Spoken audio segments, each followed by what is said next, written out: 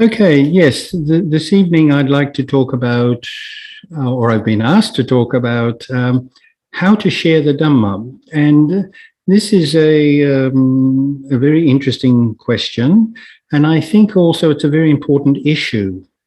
And I'll give my reasons why I think this a little later.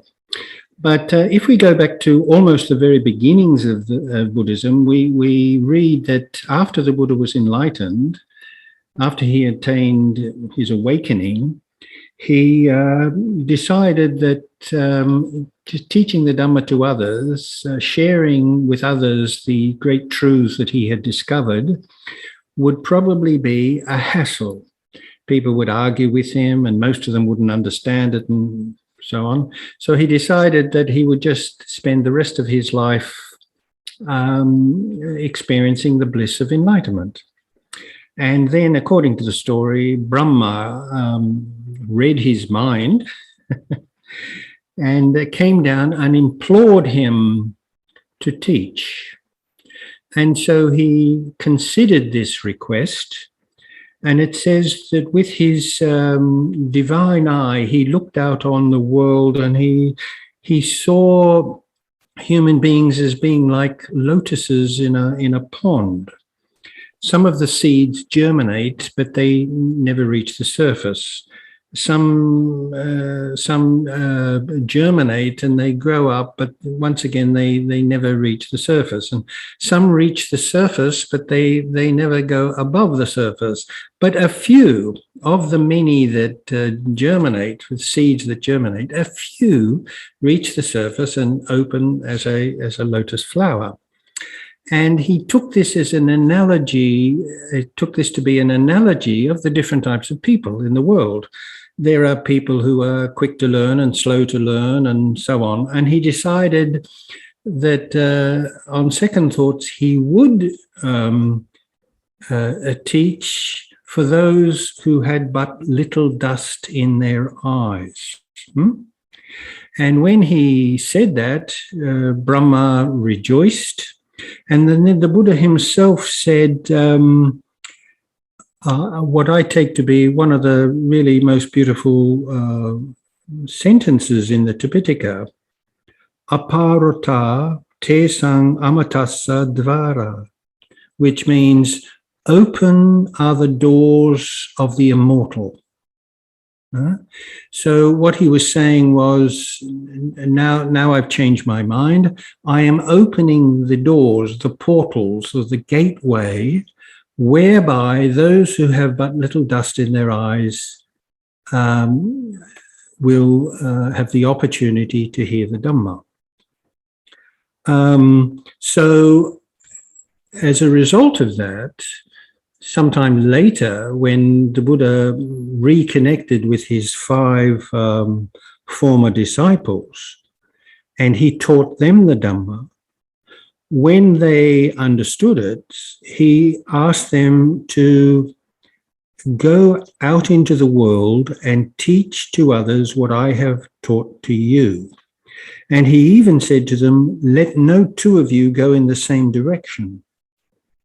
In other words, he wanted them, as it were, to spread out. There was only 5 of them, but he wanted them to spread out. Clearly, he wanted his Dhamma to be available to anybody who was interested in it and to be realizable by anybody who had but little dust in their eyes.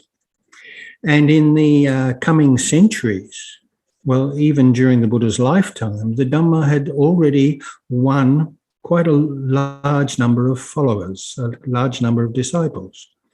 Some 100 and nearly 200 years later, one king, King Asoka, became the emperor of most of India, and he converted to Buddhism, and he used much of the resources of the state to promote the Dhamma. And he even arranged for Dhammadutas, Dhamma missionaries, if you like, to go to other countries, really as far away as Eastern Europe, to spread the Dhamma. And that became a characteristic of Buddhism for the next probably about 1,000 years. And as a result of that, Buddhism became one of the three major religions in China. Indian monks went. They undertook perilous journeys to go from India across the Tian Shan Mountains, the Hindu Kush Mountains, over the Taklamakan Desert into China, so that they could teach the Dhamma to the Chinese. One of the first really successful missionaries was, of course, King Asoka's son, Mahinda, who went to Sri Lanka, and Sri Lanka has remained a predominantly Buddhist country ever since. And then there were other successes in the preceding centuries. So, for example, Burma and Thailand, Laos and Cambodia all became Buddhist due to Dhamma dutas, Dhamma messengers from Sri Lanka. In fact, Sri Lankan monks had always been exceptionally good proclaimers of the Dhamma in other countries. So Buddhism became very successful. In fact, some time ago, I was reading the Cambridge University History of the World, and there is a one whole volume on Iran. And in Western Iran, some decades ago, they actually discovered the ruins of a Buddhist monastery. And according to what I read, that is the westernmost evidence, material evidence of Buddhism. So Buddhism didn't get to the West during the high point of its missionary efforts, but it nearly got there. And of course, it spread in the other direction as well. Eventually, the Malay Peninsula, which makes up much of modern Malaysia, and Indonesia, Sumatra and Java all became predominantly Buddhism. So there was a period when Buddhism had enormous success.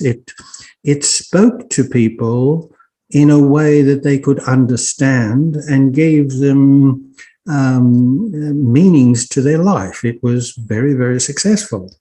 But things started to change, and I suppose it's because all living things have a period of growth and stability and then decay. And certainly, I would say for at least the last 500 or 600 years, Buddhism has had very little success in spreading its message. And in fact, in large parts of where it was previously dominant, or even it had a presence, it has faded away. The saddest example of this is India itself. Now, there are many complex reasons why Buddhism declined in India, but certainly some of it had to do with the state of the Sangha. There is no doubt about that. And then eventually it was replaced in Sumatra and Java and the Malay Peninsula by Islam. And there is no evidence that it was persecuted or that it was disadvantaged in any way. It just seemed to have lost its energy and been replaced by a more vigorous religion. And then when we read the history of Korea, Korean civilization originated from Buddhist monks coming from China into Korea. And then for at least the last 600 or 700 years, it faded away. It was partly because of political reasons. But then when politics became more open and it allowed Buddhism to function fully, it seems that the Sangha didn't take the opportunity, and now nearly less than half of the country is Buddhist, which is a great shame. So Buddhism had its high points, and I maintain for the last 500 or 600 years, and the energy seems to have gone out of it. And that's why I said previously that I think that giving some talk about how we as Buddhists, whether we be monks or nuns or laymen or laywomen, what we can do to have a more vigorous approach to the Dhamma. Now, there have been one or two highlights, positive highlights, and once again, that has been due to Sri Lankan monks. They have always been great travelers, great Dhammadutas. And when Buddhism in Arahants, which is in Western Myanmar, when Buddhism there went into decline, Sri Lankan monks played a very major role in reforming Buddhism and revitalizing Buddhism. And we're talking about only 300 years ago.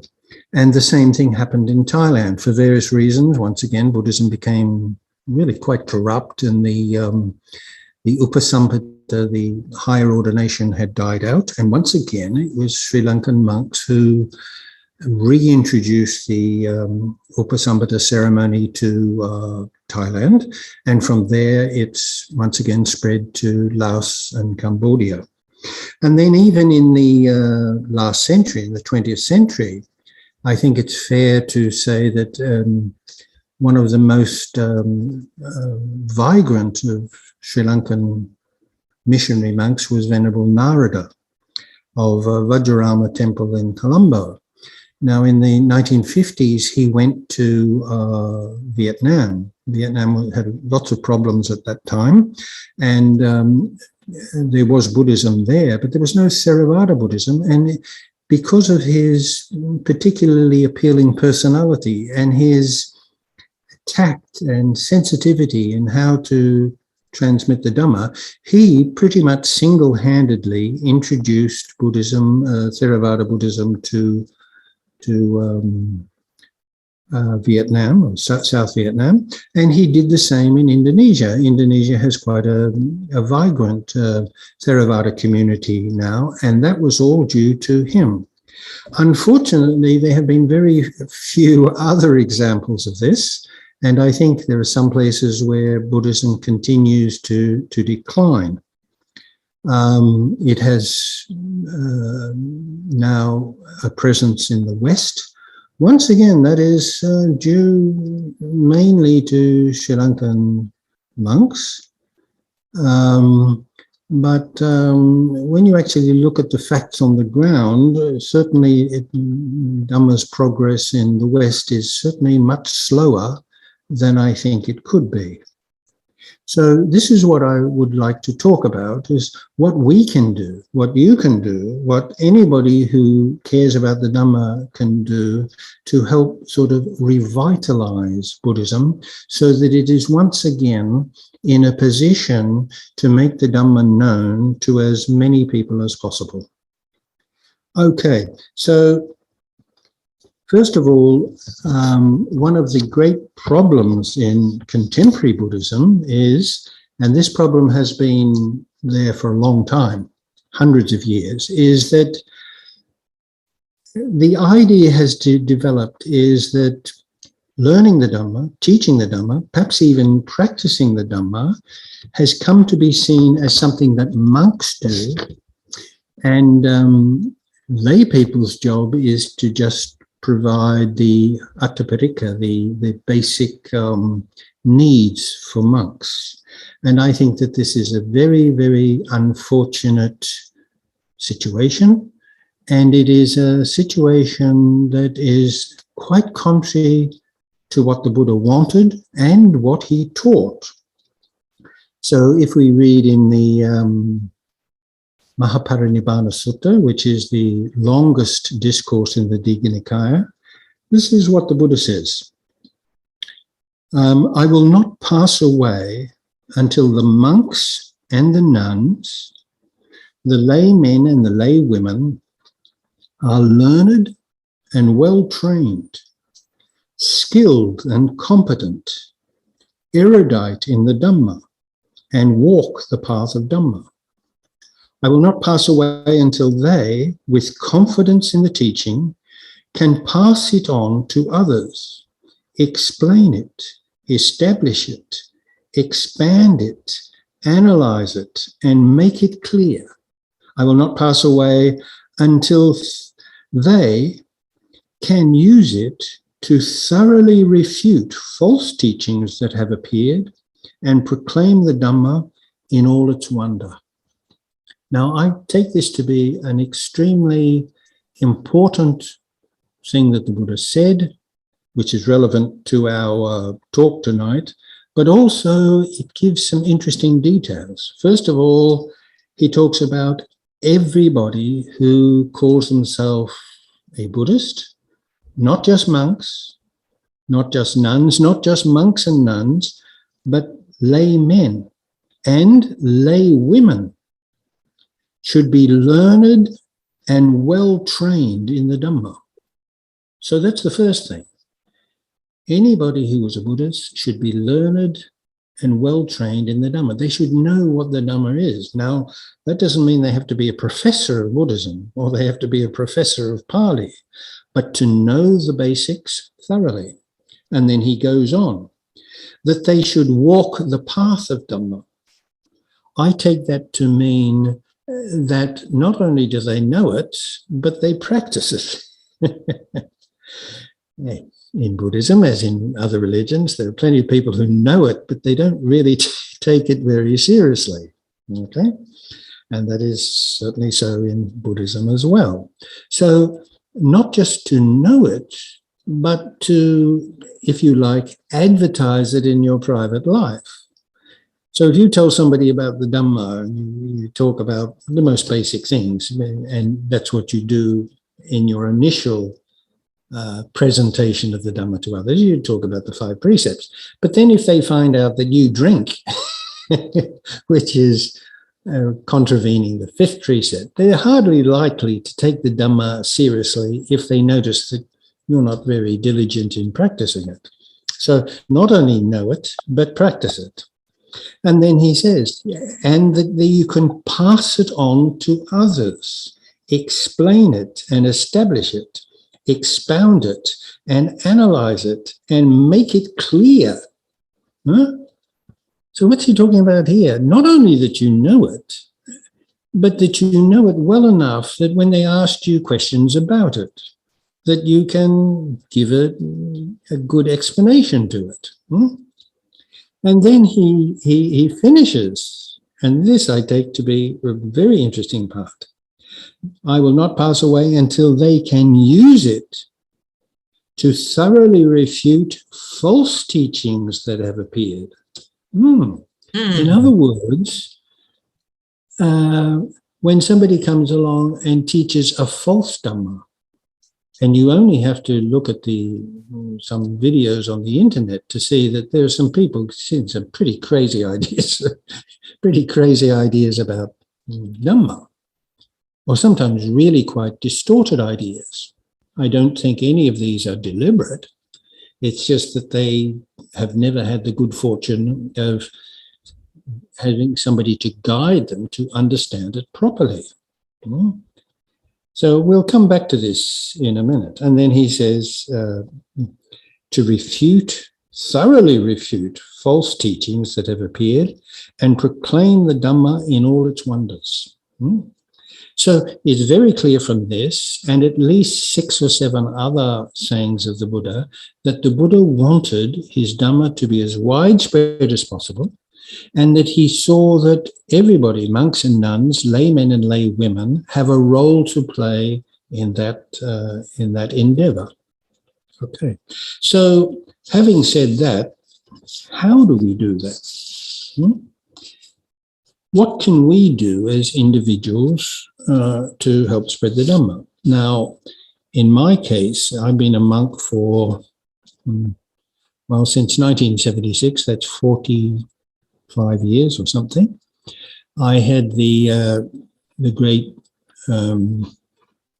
good fortune, even before I was a monk, of having a mentor who encouraged me to study the Dhamma. So even before I became a monk, I had a good basic understanding of Buddhism. Then after I became a monk, when I was in India, I had a teacher who he was not a professor of Buddhism or anything like that, but he had a good, a good wholesome understanding of Buddhism and the ability to make it interesting. Okay, and then when I went to Sri Lanka, I studied in a monastic college, Sri Lanka Vidyalaya in Maradana in Colombo.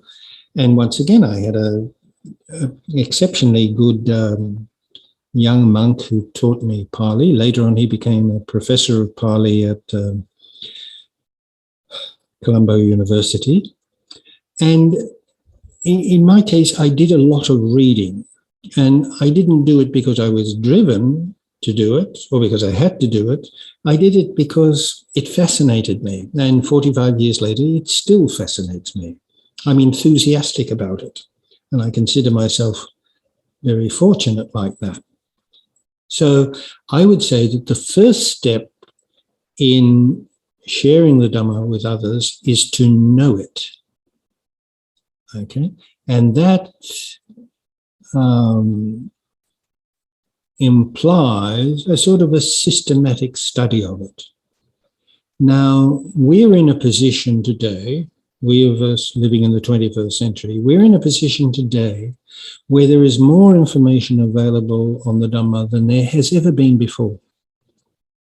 Not many people know this, but the Tipitaka, the great library of all of the Buddhist discourses, was only translated into common spoken languages in the late 19th century.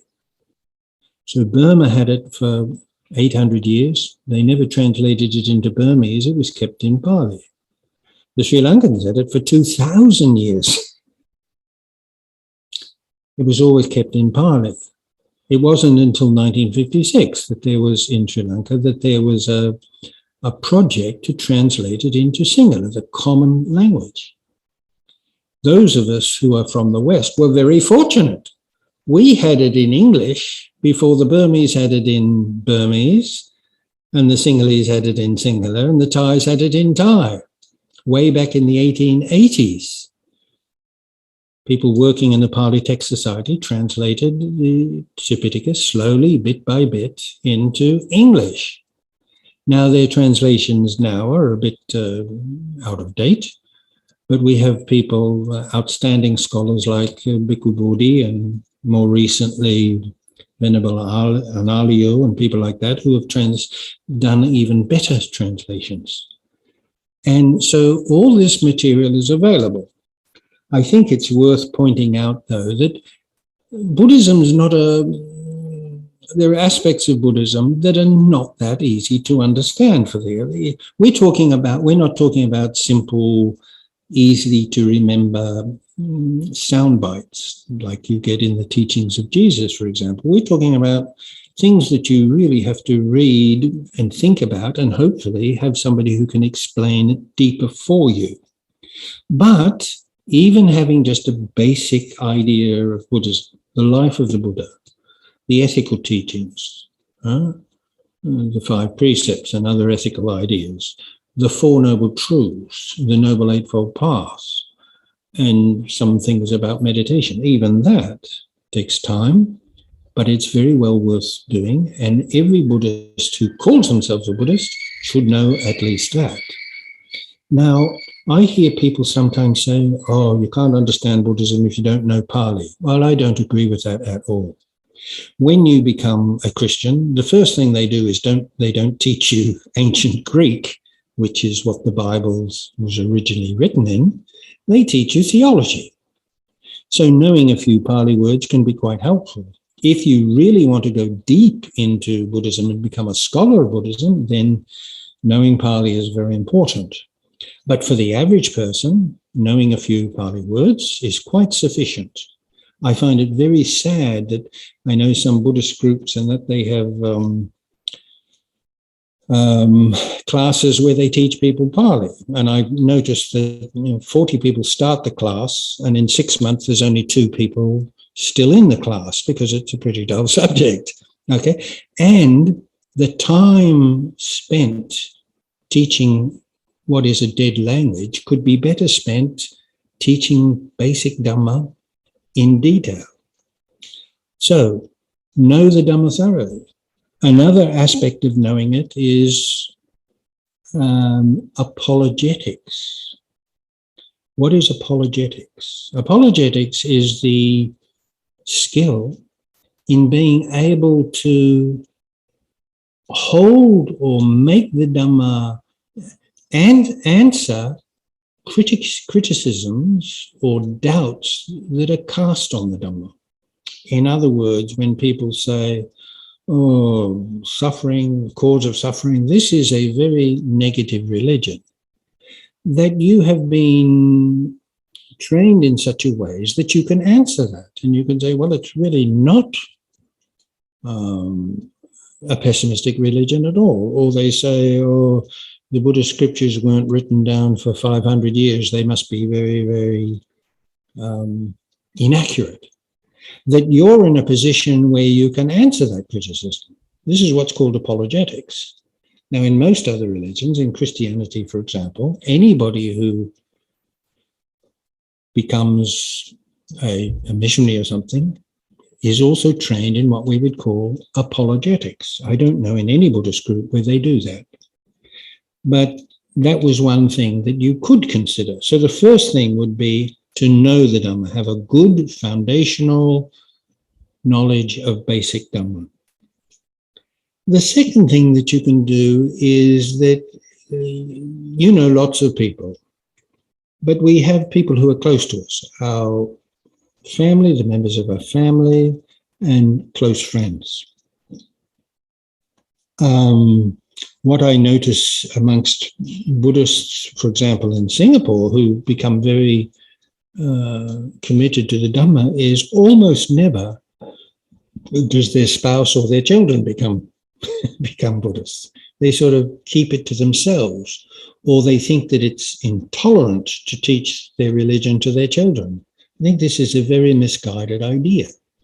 Here you have close connection with, perhaps even a bond with them, with particular people, close friends and that, and you never talk to them about religion. Now, of course, some people are not interested in religion. Okay? So if you find that they're not interested, or they just become bored when you bring up the subject, then of course there's no point. But trying to get them interested, encouraging them in some way, and in particular, of course, your behavior. If your behavior is you're a calm person, you're an honest person, you're honest in your business dealings and what have you and that, and that you can take the knocks and blows of ordinary life okay, then of course they're more likely to listen to you. But what I find is some Buddhists don't even make an effort to do this. Well, that's one thing you can do.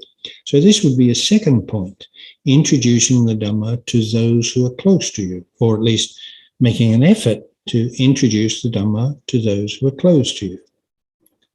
The third thing was, and this is another, I would say, a weakness in Buddhism, is the third thing you can do is help to build a community.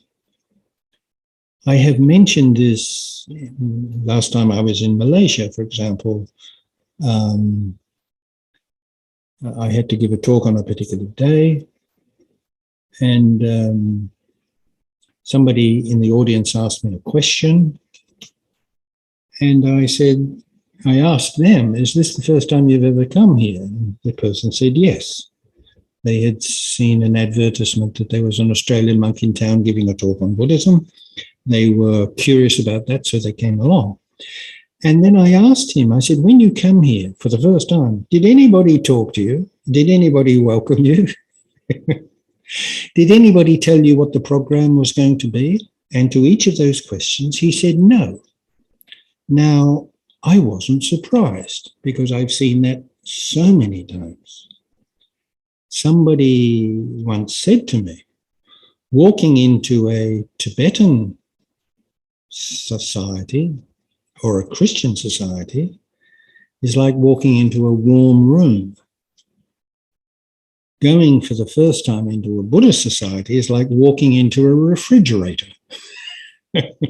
Now, that might be a bit of an exaggeration, but I think the point I'm making is clear. I have seen this so frequently, and it really saddens me. A new person comes, nobody talks to them, nobody makes them welcome, nobody tells them what the program's going to be, nobody introduces them to others, they just sit there all by themselves. Why do we do this? I'm not sure why. But I think it's a thing that anybody who is interested in the Dhamma should consider. What can I do to help build a community? And a community means a group of people who have some connection, some bond of friendliness, or a bond of a common interest with each other. We are quite weak in that respect, and I think it's an area that we should give some thought to. And I think I'm going to mention 3 things that I think you can do here. First of all, get involved. Now, I noticed when I was at the Buddhist Gem Fellowship, when I was there just last month it was, or the month before maybe, I was very pleased to see that there were quite a lot of people involved at different levels. There were, of course, the people who brought the dana, but I noticed people sometimes doing some cleaning, putting out chairs, or sometimes putting chairs out, etc. And I imagine there are people who get involved and are helping out in different ways that I did not see. So whatever it is, the BGF seems to have gone some way into helping to develop a community. And that's a really good thing. Get involved. Don't just be a passive person who comes, listens to the Dhamma and goes. Ask yourself, what skills or whatever I have that I could contribute to this? And that's the next point. If you become a member of a Buddhist group, offer them the skills or the resources that you have to help out. It's important to remember that not everybody has what it takes to be a Dhamma teacher. I think most people have got at least some skill in that area, but not everybody does have. But you may have other things, other skills that you can do. You can volunteer your time, or if you're whatever. Another thing you can do is, which I think is a wonderful Buddhist tradition, that is, you can make donations for the printing and the publishing of books. I'm a great believer in the value of books.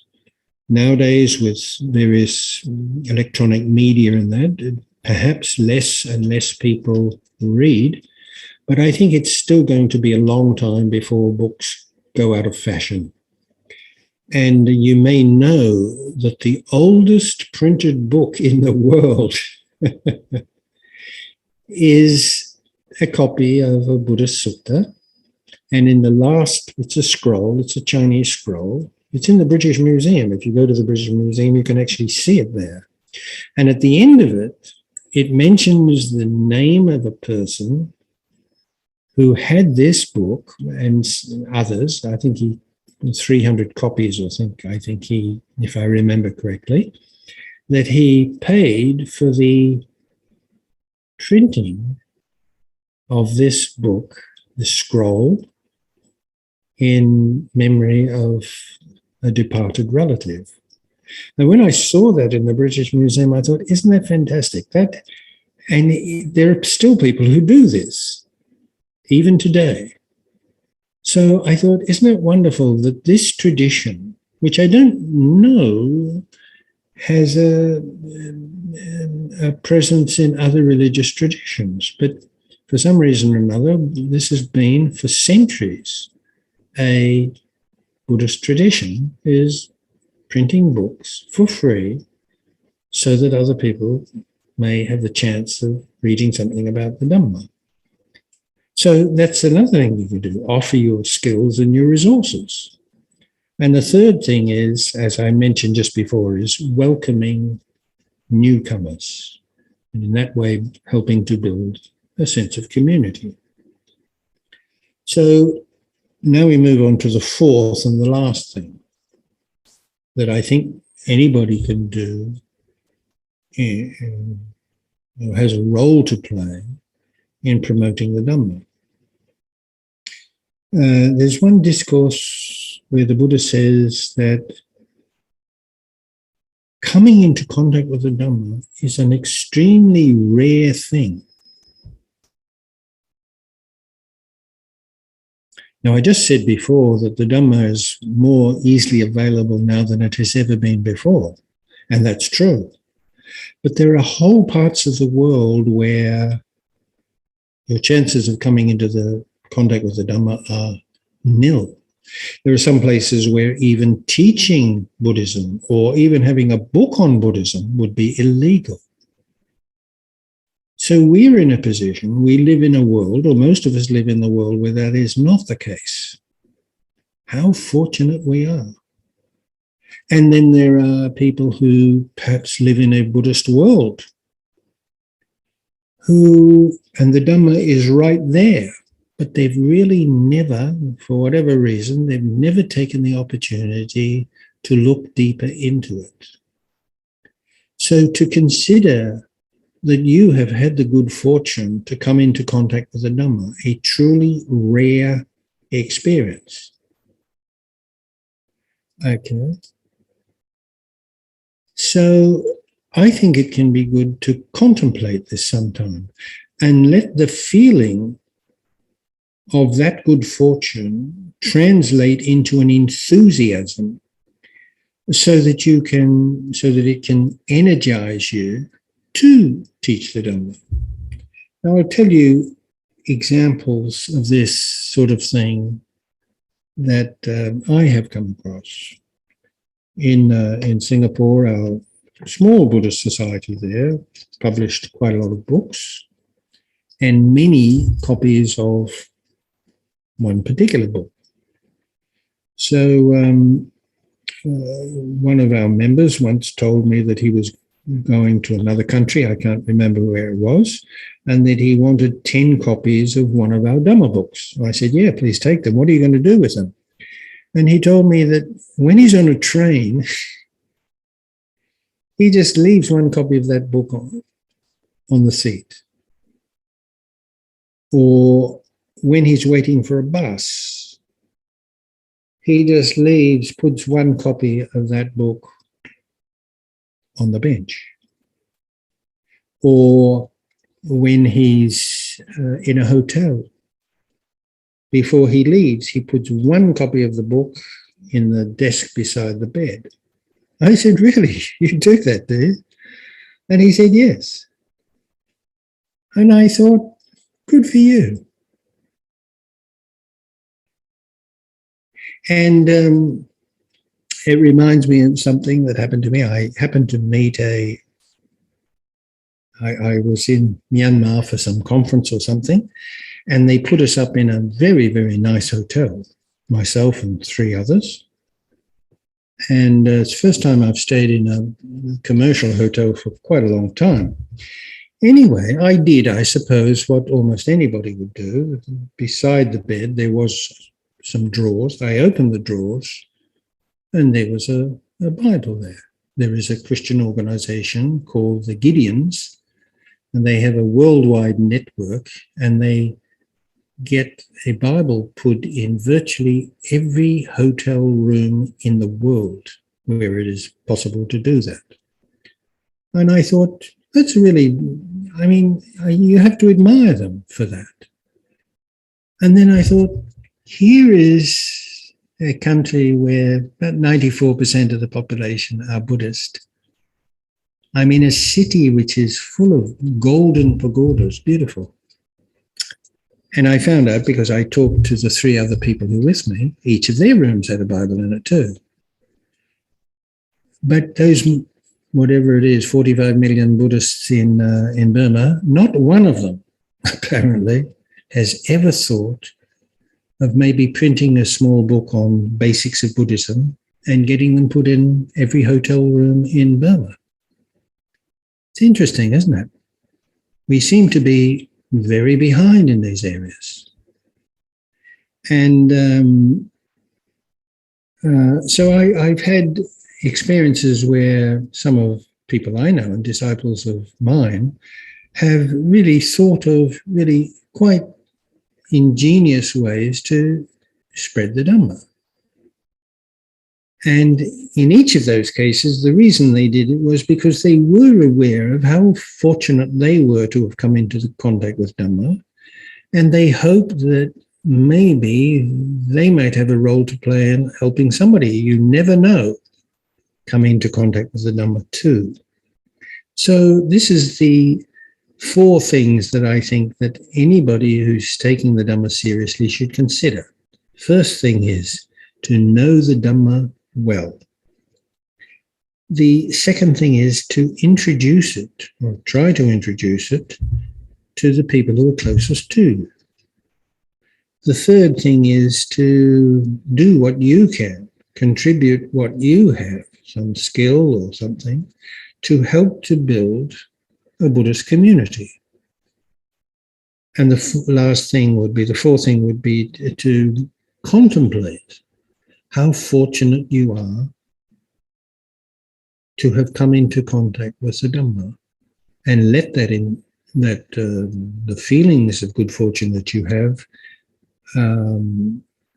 translate into enthusiasm, so that it gives you the energy to spread the Dhamma to those that you know. Okay, that's really all I have to say. If there's anything anybody would like to ask, I'll do my best to answer their questions. So the question is, was it common for lay people to share the Dhamma during the time of the Buddha? Well, if you have a copy of my book, Footprints in the Dust, and you read it, well, I give examples of that from the Dhammika. So, for example, there are 2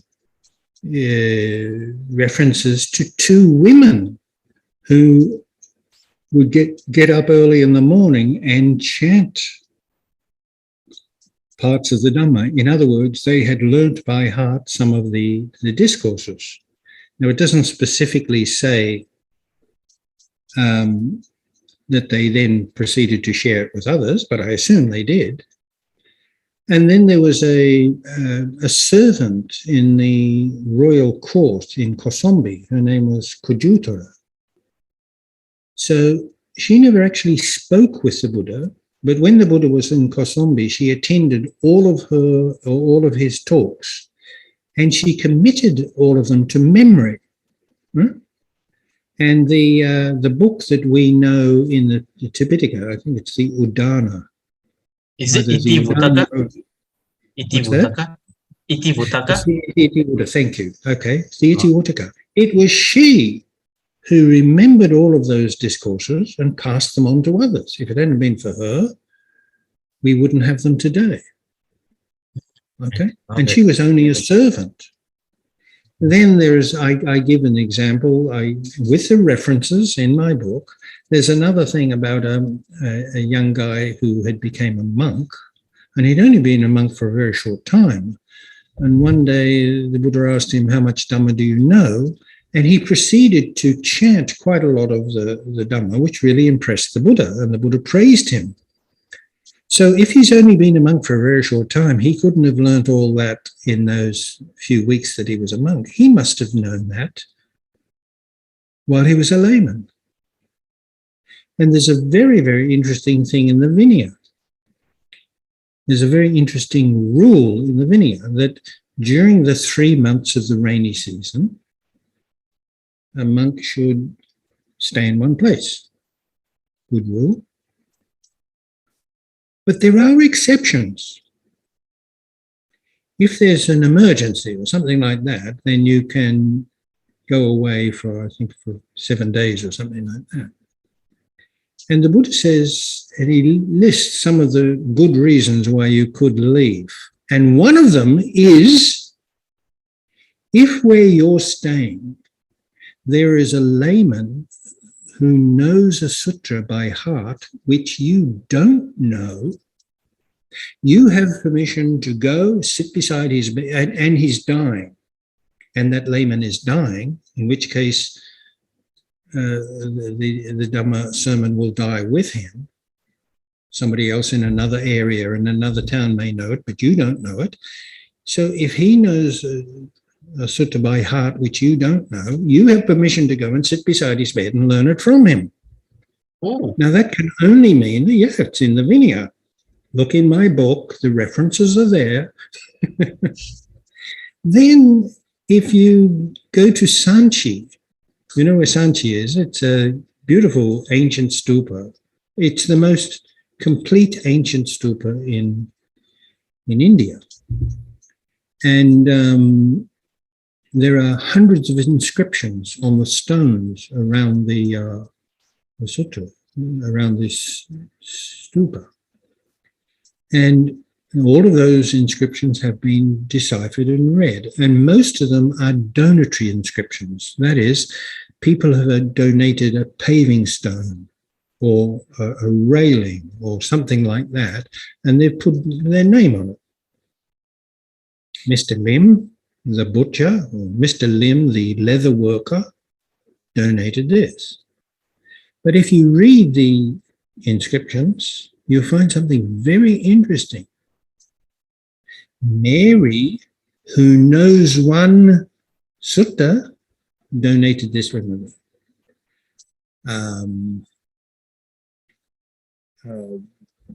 Betty, who knows half the sutras, donated this. It mentions that obviously these people know some aspects of the Dhamma, they know it by heart, that's probably what it means, and they are proud that they know it. They want others to know that they know it. And there are dozens of those, and once again, if you read my book, I give you the references to that so that you can look it up and check it. So clearly at that time, and that's about 200 BC, so it's about 300 years after the Buddha, there were laymen and lay women who knew enough of the Dhamma that they knew large parts of it sometimes by heart. Now, you mean to tell me that they just sat at home and chanted that and didn't share it with others? No, they must have. Okay. So your question is, did lay people at the time of the Buddha know the Dhamma? Yes, they did, because they probably took notice of what the Buddha said. There's also several discourses where a monk said something and the layman said, "Oh, no, Venerable, you've got that wrong." And he corrected the monk. Now, if you did that nowadays, the monk might get a bit annoyed, but it wasn't like that at that time. Okay? And that's undoubtedly one of the reasons why Buddhism spread so widely in India at that time. Oh, here's another thing. I forgot about this, but here's another thing. You must have read Xuanzang's account of his time in India. You haven't? Oh, of course not. You're Chinese. You would never bother to read that. Read it. It's a wonderful book. He's my hero. Well, it's the tongue record of the Western world, I think it's called, isn't it? Oh, you should read it again. There's a new translation. Just wait a minute.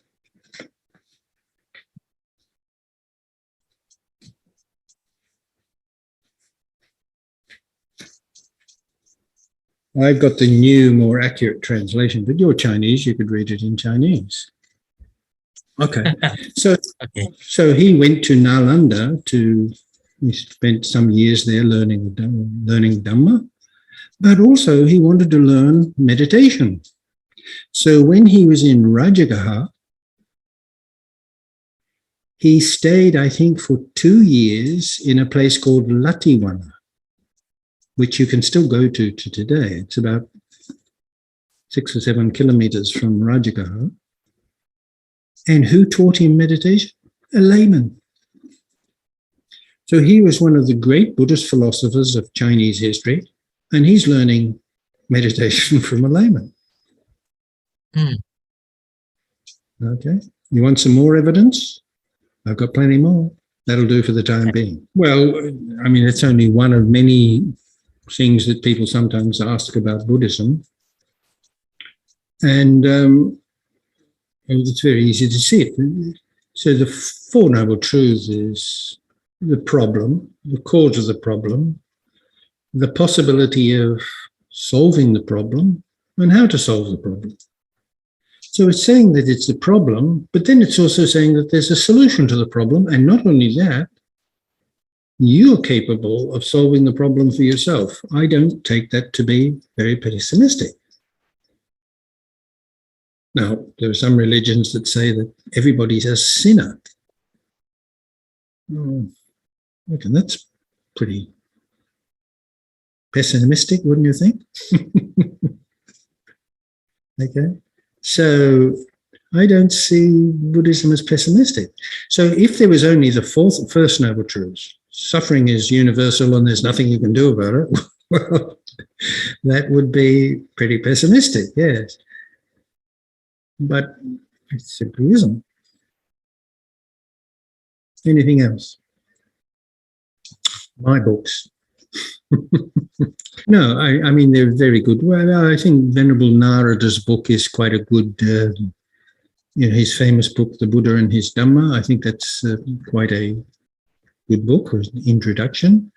I think the only reason I plug my book is because it's in 35 languages or something, and just the last month it finally came out in Russian.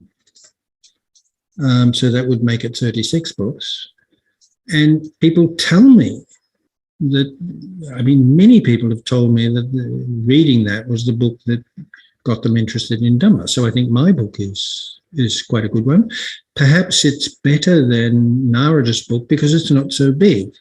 Sometimes as soon as people see a thick book, it puts them off. This book is fairly basic, and it answers sort of common basic questions that people often ask. But there are other ones. You talk to some monk where you are, or somebody at the BGF, and there are some books that have been around for years and years and years, and if that is the case, it's probably because they're popular.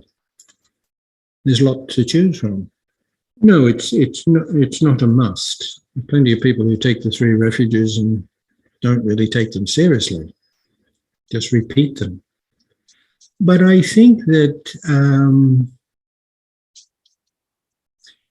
when you're ready, that if you do it, particularly in front of, say, a respected monk or a monk that you have respect for, and that you really mean it when you say it, I think that may very well sort of give you an energy, a sense of purpose to exactly do that, to take refuge in the Buddha, to take refuge in the Dhamma, and to take refuge in the Sangha. So once again, in Singapore, every 3 or 4 months, we would have after a Dhamma course, we would have a ceremony where people in front of others in a public forum would take the 3 refuges and the 5 precepts from me. So I think it's, and this is one of in fact, I think it is the most ancient Buddhist ceremony, which goes right back to the time of the Buddha itself. So that when you do that for the first time, you are sort of becoming a part of a lineage that goes way back to the time of the Buddha himself. And that seems to me to be quite special. Now, I know in some traditional Buddhist countries, they take the 3 refuges all the time, so that it's just meaningless. It's just something you repeat. But if you take it for the first time when you really mean it, when you understand what it means, I think it can be a real motivator for you. So I think it's a good idea. When we used to take people to India, we would do a Dhamma course, 3 months Dhamma course beforehand, and those who were able to join us would take the 3 refuges and the 5 precepts under the Bodhi tree where the Buddha sat. I mean, that sort of gives you that's a wonderful experience. No, I think probably Christians have got an idea. I think that Christians have some very good ideas, which is one of the reasons why their religion grows quite rapidly. What they often do is they have a thing they call witnessing. You know, I was a scoundrel and then I found Jesus and I turned my life around. Now, just because you start taking the Dhamma seriously doesn't mean suddenly all your problems are going to be solved. But if you can, I think a very good way is to share with people what the Dhamma has done for you, why it appeals to you, some ways in which it may have helped you. I think that's probably a good start. I don't think you have to do that, but I think it's a fairly good start. And then, obviously, if that interests them, then probably the next thing they'll say, well, what is it about it that helped you in this way or something? And then you can start explaining the basics. Well, different Buddhist countries are different. I really don't know what the situation is in Cambodia. I mean, the country's going through some really difficult times. So, and of course, when the Khmer Rouge were in power, they pretty much destroyed Buddhism. So Buddhism had to build itself up from the beginning again. But I think in many traditional Buddhist countries, I know in Sri Lanka and what have you, I think there isn't really very much, or let me put it this way, there's not as much Dhamma teaching at an effective level as there should be. Perhaps too much ritual, too much fortune telling, and this sort of thing. It's the same in Thailand, and that, you know, you look at the temples and they look like theme parks sometimes more than religious places. Of course, there are good temples too. But I think the state of Buddhism in some traditional Buddhist countries definitely needs revitalizing. There's no doubt about it. I'm not in a position to do that. They have to come from the people involved there. But it is certainly the case that many young people just don't see the significance of the Dhamma. They don't know very much. Other people come along and make a real effort to share their religion with them, so they end up changing. I think it's a great tragedy. My experience is that I have never met, or I put it this way, every Western Buddhist I know converted himself or herself. They weren't converted by others. They became Buddhist. That certainly was in my case. I never even met a Buddhist. I was, as it were, converted by reading a book. And I don't have a single Buddhist friend, Westerner, who was approached by somebody else, a friend or something like that, and introduced to Buddhism. No, nobody. And I know, for the most part, what you would call the ethnic temples in the West, that is, it's a Sri Lankan temple with Sri Lankan monks, generally they are mainly catering to the expatriate community rather than Westerners. So when I was in Perth recently, I did go to a Sri Lankan temple there, and it is properly called a Sri Lankan temple. It's primarily for Sri Lankan people, keeping in touch with their own culture, which is a good thing. But when a Westerner goes there, it all appears rather foreign because the monk maybe he doesn't even know English, or he's got a very thick accent, or he's not really aware of Western customs and traditions and what have you. So it's hard for him to know how the best way to explain the Dhamma is. So my understanding is that while there are many Burmese, Thai, Sri Lankan temples there, I don't think their role in communicating the Dhamma is as important as you would hope that it would be. It seems to me that it's mainly Buddhist groups and Buddhist societies founded by Westerners which seem to be at the forefront of this. And of course, there are some very, very good books on Dhamma written by traditional Asian monks in the West. Venerable Gunaratna's very good books on meditation would be an example of that. Venerable Nara's books, for example, too. But there are, for the most part, it's books written by Westerners in such a way that it addresses the expectations of Westerners as opposed to, Sri Lankan or Burmese or Thai way of doing things.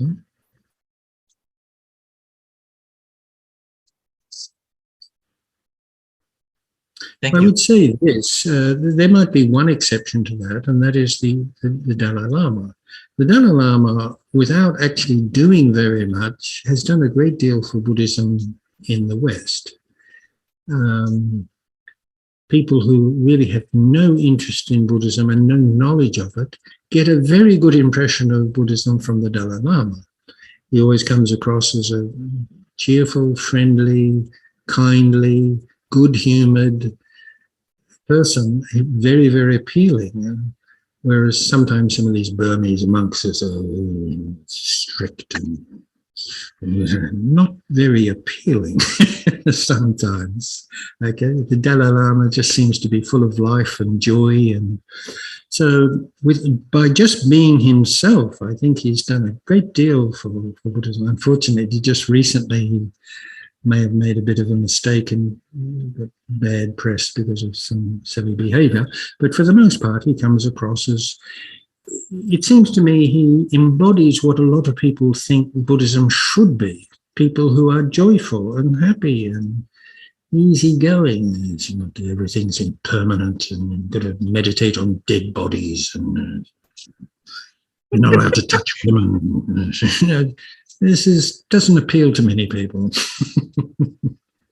I wouldn't worry too much about it. I think people will be very soon distracted by something else. It's a pity that he hit the headlines doing something really not particularly bad, just rather unusual and silly and unnecessary.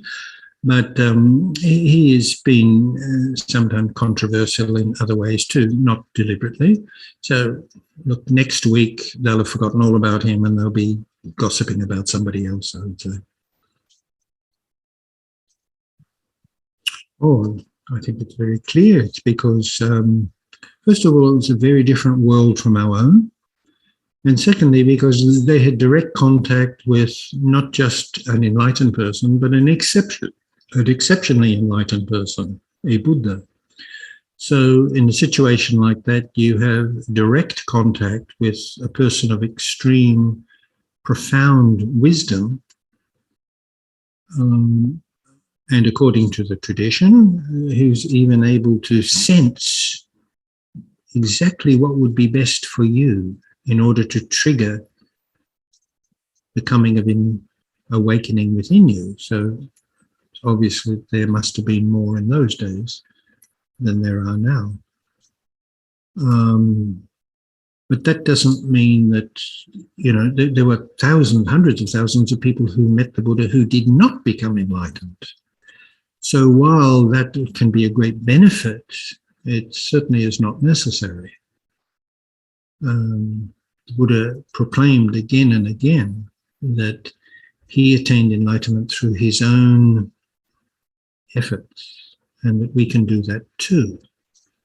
Now, I don't think you're going to become enlightened in this life, but I think you can walk vigorously along the path further than you have gone so far. And once again, this comes back down to the community too. Others cannot attain enlightenment for you. You have to do it yourself. But the best environment in which to do it is within a community. Okay? I can't attain enlightenment for you, but I can encourage you, I can inspire you, when you're down, I can do something to pick you up. When you get a fat head, maybe I can prick your ego and get you down to earth again. I can undoubtedly, being fairly well versed in Dhamma. I can share aspects of Dhamma with you that you may not know. So having somebody like myself or somebody who knows more, has more experience, and hopefully is more grounded in the Dhamma than yourself, wow, that can be a tremendous help. So this is why becoming a part of a Buddhist community is a very good thing. Well, look, I don't think we should take those as models of what might happen today. I don't think it's very helpful to do that.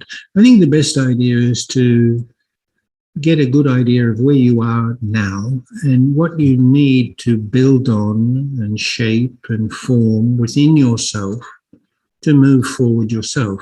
Looking back at what Moggallana did 2,500 years ago in North India, I mean, the situation was, believe it or not, things were different. You won't believe it, but they didn't even have cell phones in those days. Did you know that? I mean, it was a very different world. And those people, all of them, had direct communication with the Buddha. We don't have that. We have his words, which are a precious resource. So don't worry about what Moggallana did in 3 weeks or something like that. You work on yourself as you are now, using the resources that are available for you now.